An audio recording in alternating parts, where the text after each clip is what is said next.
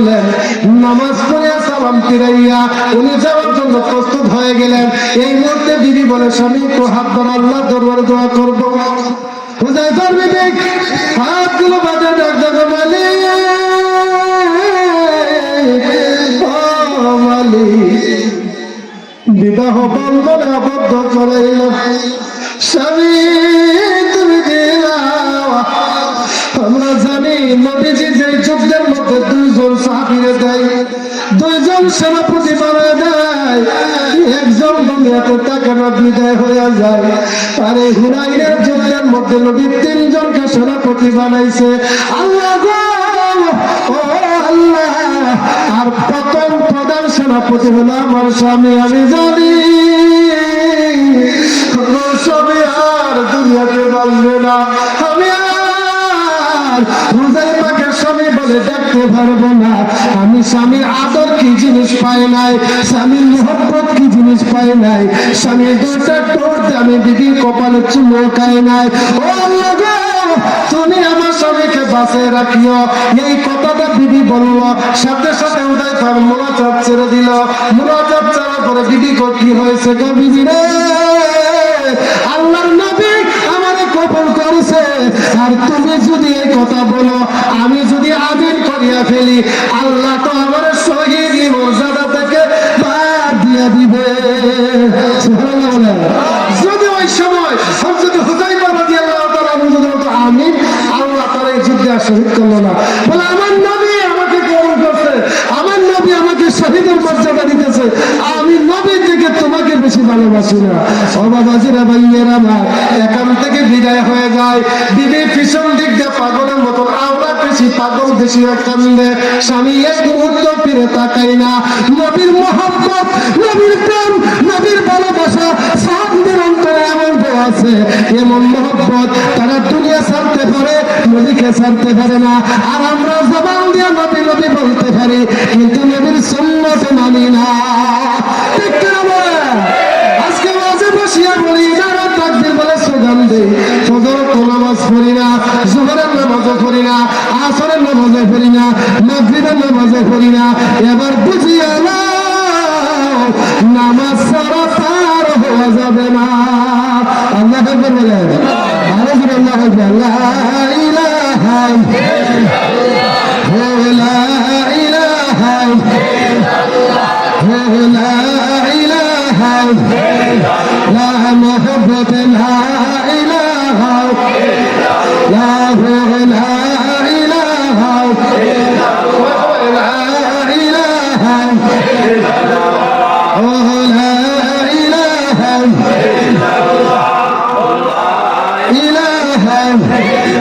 লা ইলাহা ইল্লাল্লাহ, মুহাম্মাদুর রাসূলুল্লাহ সাল্লাল্লাহু তাআলা আলাইহি ওয়াসাল্লাম। জবান খুলে বলুন আল্লাহু আকবার।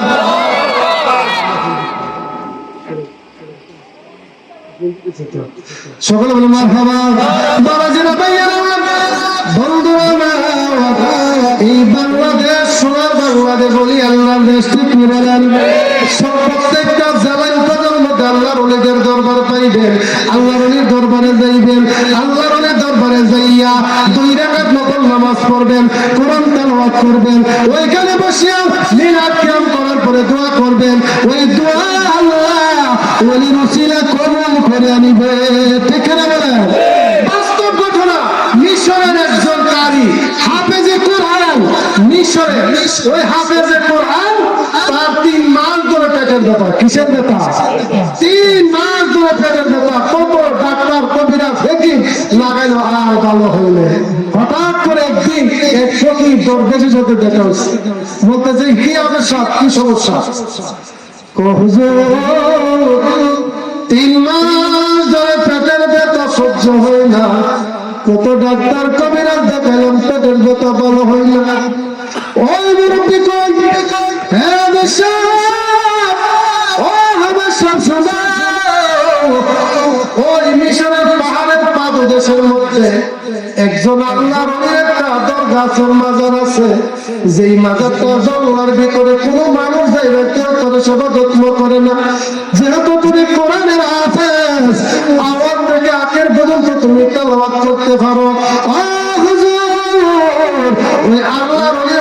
যাইয়া একটু দাঁড়াইয়া তুমি কোরআন খতম করিয়া আল্লাহর দরবারে দোয়া করিও, আল্লাহ নিশ্চয় ওলি মুসিলা তোমার ভালো করে দিবে। জোরে বলুন আল্লাহু আকবার।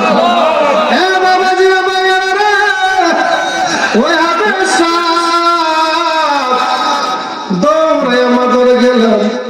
মাজারের কিনারে দাঁড়াইয়া মিশরের কাজের কণ্ঠ খুব সুন্দর, ঠিক কিনা বলেন?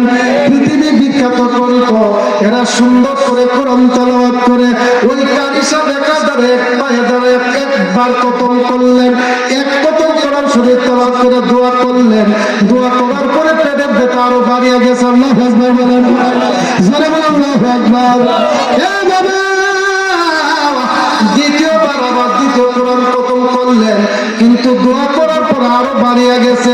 তিনবার খতম করলেন, তিনবার কোরআন খতম করিয়া ওই ওয়ালির দরবারে দাঁড়াইয়া ওই মাজারের কাছে যাইয়া মুনাজাত করার পরে বেদনা আরো বাড়ছে। জোরে কোন আল্লাহু আকবার। আল্লাহর লীলা খেলা বোঝা বড় দেয়, ঠিক কিনা বলেন? তারা জোরে বলেন ঠিক কিনা, তারা জোরে বলেন ঠিক কিনা। মুর্শিদ তুমি এই সংসারে আমরার ভালো কেহ নাই। ঠিক না তো? তুসে যাইয়া আল্লাহ নবী সামনে পাহিলাম মুর্শিদের ছবি গো, ঠিক না?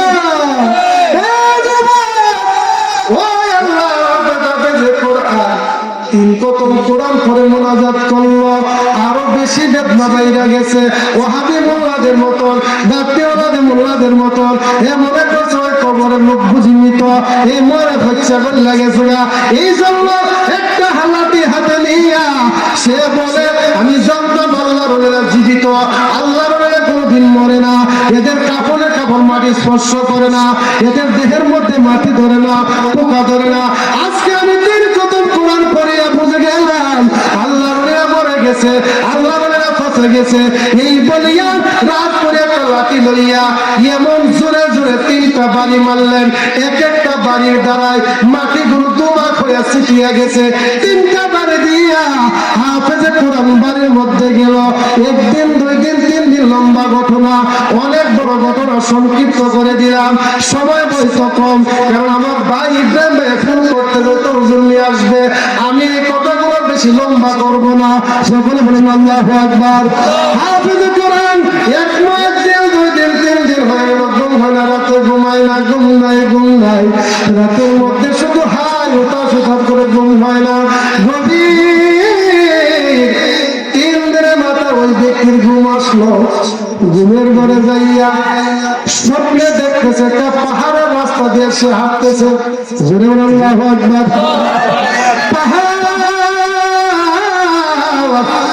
পাহাড়ের রাস্তায় দিয়ে হাঁটতে হাঁটতে হাঁটতে হাঁটতে গভীর জঙ্গলের মধ্যে গেল। কোন জনমানুষ, কোনো কিছু দেখা যায় না, একা একা রাস্তায় দিয়ে ঘুরতেছে, হাঁটতেছে। এমন সময় পাহাড়ের চিপা থেকে একজন ব্যক্তি সাদা পাগড়ি পরানো, সাদা জুব্বা লাগানো, সাদা পোশাক, সাদা দাড়ি, নূরের মতন ফুটফুটে আলো চেহারা, হাতের মধ্যে তসবিহ, তসবিহ নিয়ে তসবিহ জপতেছে। ওই যুবকের সামনে দাঁড়ানোর পরে যুবক তাকে সালাম দিয়ে দিল। সালাম দেওয়ার পরে এই মিশরনগরীর মধ্যে কোনোদিন আমি আপনাকে দেখি নাই, কোথায় থেকে আজকে আপনি আসলেন, কোথায় আপনার বাড়ি, কোন জায়গায় আপনি থাকেন? এত সুন্দর চেহারার মানুষ তো আমি কোনোদিন দেখি নাই মিশরের নগরে। ওই আল্লাহর আলী ডাক ডাক যুবক রে, পরে পরিচয় নিবে আগে দেখ। আজ থেকে 3 দিন আগে ওই পাহাড়ের গুহার চৌড়ার মধ্যে একটা কবর ছিল, মাজার ছিল।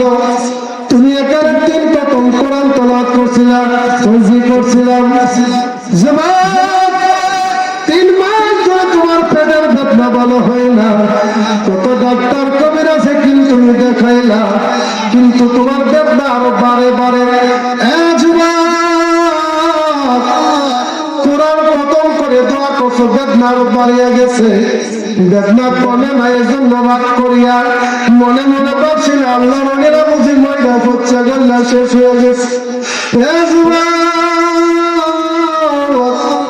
দেখ দেখ বলিয়া পিছনের কাপড়টা উল্টাইয়া আল্লাহ রঙের পিঠটা দেখাইলেন যুবক কিতাবের মধ্যে সাক্ষী দেয় আমি দেখতেছি আল্লাহ রঙের পিঠের মধ্যে আমি যে 3টা বাড়ি দিলাম বাড়িগুলো এমন ভাবে চাপিয়া লাগছে চন্দ্রগুলো পাঠিয়া গেছে পিঠ দিয়ে এখনো রক্ত ফেরতেছে সুবহানাল্লাহ আযরু ইয়া রাসূলুল্লাহ লা ইলাহা ইল্লাল্লাহ